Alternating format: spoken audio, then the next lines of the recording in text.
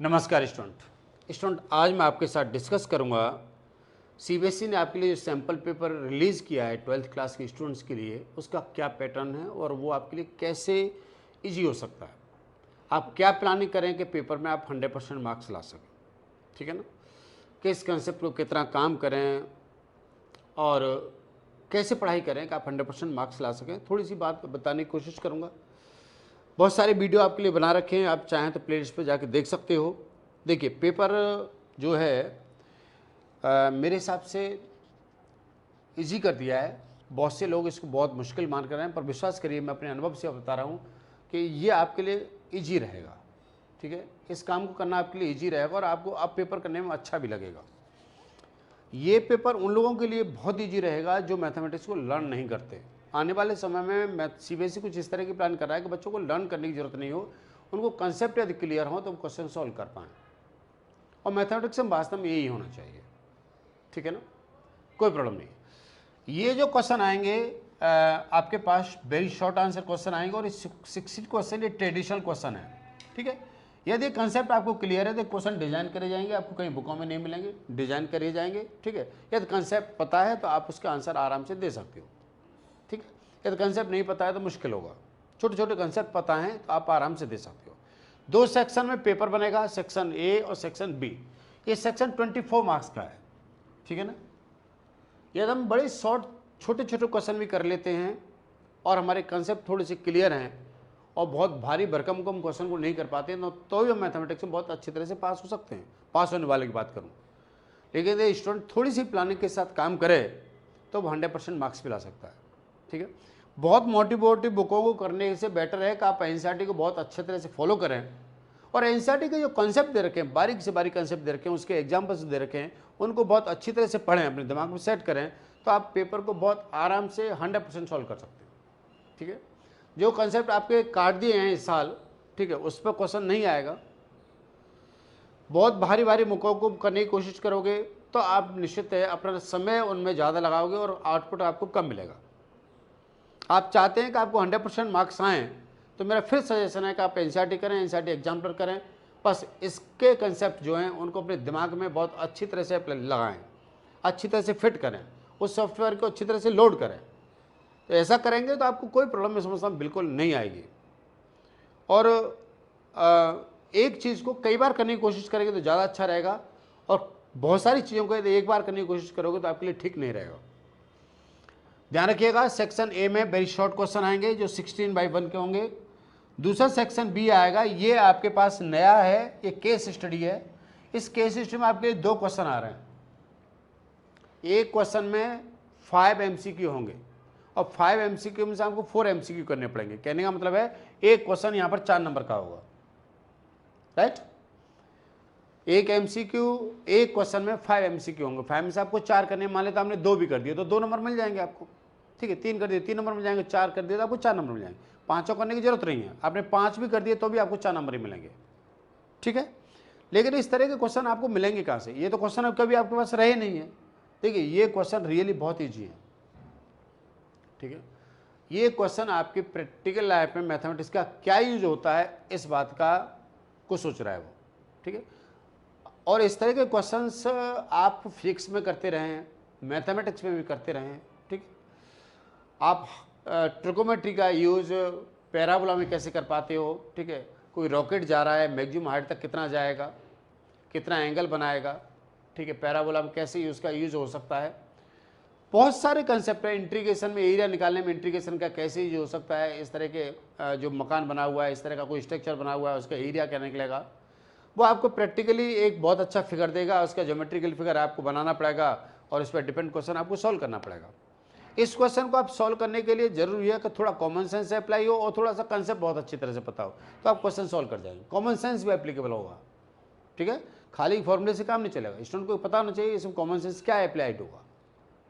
एक क्वेश्चन में एक से ज़्यादा कंसेप्ट एप्लीकेबल हो सकते हैं। हो सकता है इंटीग्रेशन के साथ साथ ट्रिकोमेट्री भी लग रही हो किसी क्वेश्चन में, है ना।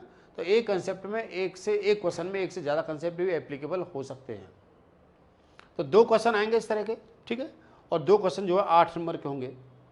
इस तरह के क्वेश्चनों को प्रैक्टिस करने के लिए आपके पास कोई बुक अवेलेबल नहीं है अभी, लेकिन मेरा सजेशन है कि आप एनसीईआरटी को बहुत अच्छी तरह से देखेंगे तो एनसीईआरटी में बहुत कुछ क्वेश्चन इस तरह के अवेलेबल हैं जिन पर केस बनाए जा सकते हैं, और बहुत सारे केस आप खुद बना सकते हैं। ठीक है ना।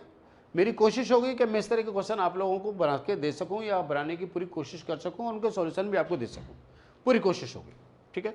10th क्लास के स्टूडेंटों के लिए मैं बना रहा हूं, क्यों उनका लिए तो पूरा मैंने कोर्स बनाया, तो उनके लिए तो चैप्टर वाइज ये केस हिस्ट्री क्वेश्चन अवेलेबल हो रहे हैं।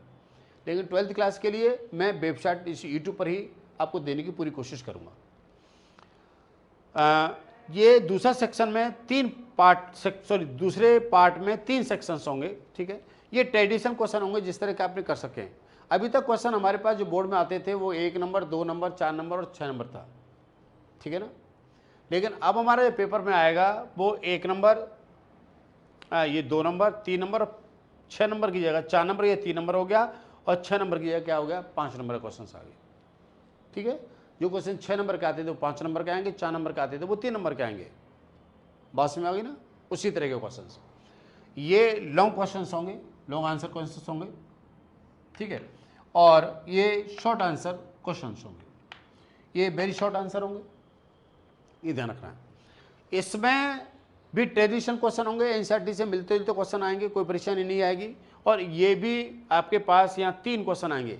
अब 3 चैप्टर आप डिसाइड कर लें कि 5 नंबर क्वेश्चन कौन कौन से 3 चैप्टर से मिल सकता है, किसी से मिल सकता है, कोई फिक्स नहीं। मैं बिल्कुल बाउंड्री बांधने की कोशिश करूँ कि इसी से आएगा, ये गलत हो जाएगा।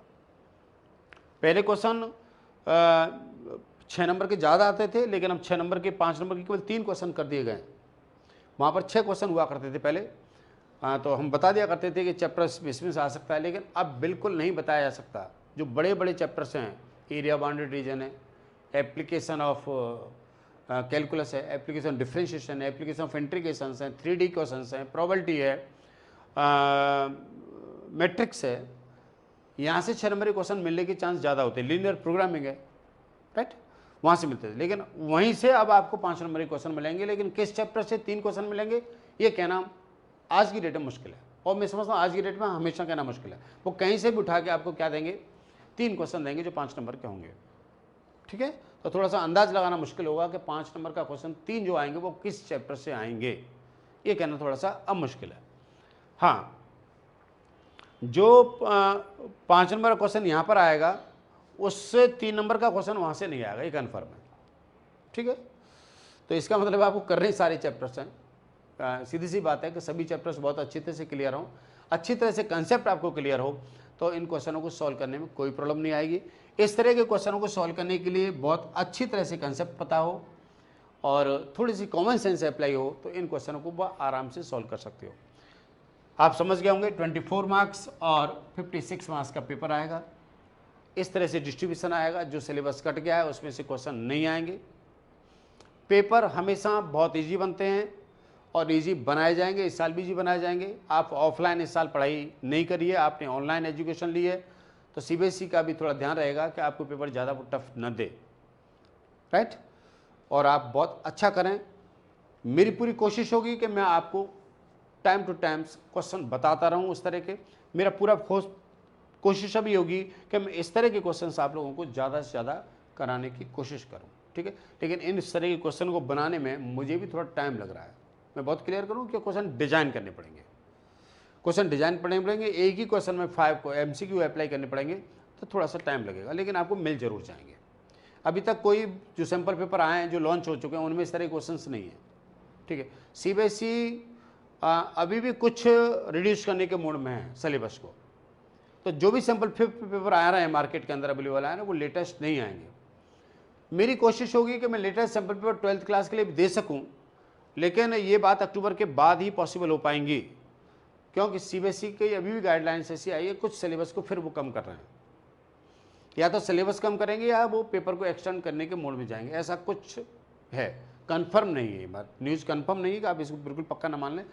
ये बात केवल मैंने अखबारों में थोड़ी बहुत पढ़ी है, उसके आधार पर मैं आपसे बात कह रहा हूँ, राइट। आप समझ गए होंगे कि पेपर किस तरीके का हुआ, क्लियर हो गया हो कॉन्सेप्ट। ठीक है ना। ये बात भी बहुत क्लियर हो गई होगी कहाँ से कितने क्वेश्चन आएंगे और कैसे करे जाएंगे। अपना ख्याल रखें इस समय।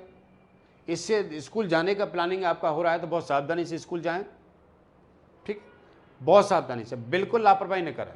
ये ना सोचें कि कोरोना यहाँ से चला गया इंडिया से और आप बहुत एकदम फ्री हो जाएं, जाके वहाँ पर खाना शेयर करना शुरू कर दें। इस तरह की बातों से बिल्कुल बचने की कोशिश करें। ठीक है, अपना ख्याल रखें और खुश रहें। Thank you very much. Thank you.